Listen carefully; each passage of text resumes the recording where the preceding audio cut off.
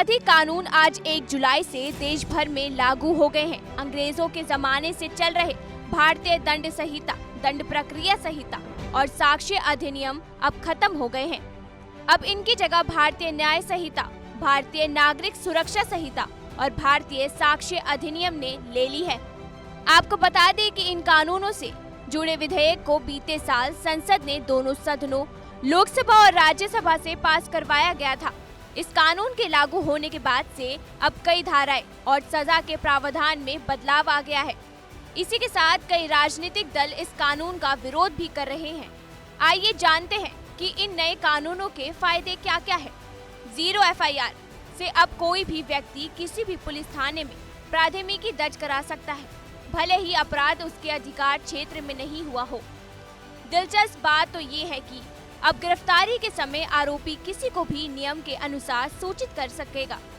इसके अलावा अब भी किसी भी केस में मुकदमा पूरा होने के बाद 45 दिन के अंदर फैसला आएगा और पहली सुनवाई के 60 दिन के भीतर आरोप तय किए जाएंगे। अब दुष्कर्म पीड़िताओं का बयान कोई महिला पुलिस अधिकारी उसके अभिभावक या रिश्तेदार की मौजूदगी में दर्ज करेगी और मेडिकल रिपोर्ट 7 दिन के भीतर देनी होगी। साथ ही अब राष्ट्रद्रोह की जगह देशद्रोह लगाया गया है। इसके अलावा सभी जघन्य अपराधों के वारदात स्थल की वीडियोग्राफी अनिवार्य कर दी गई है। वहीं मॉब लिंचिंग के मामले में फांसी की सजा का प्रावधान किया है।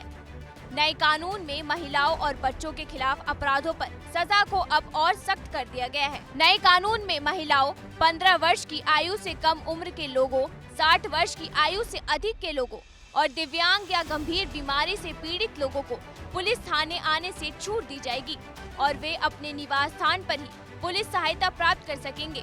वहीं इन कानूनों को विपक्षी दल विरोध कर रहे हैं। सीएम ममता बनर्जी समेत कई नेताओं ने केंद्र सरकार को पत्र लिखकर इन कानूनों पर रोक लगाने की मांग भी की थी। विपक्षी दलों का कहना है कि इस कानून को बिना किसी व्यापक चर्चा के लागू किया गया है।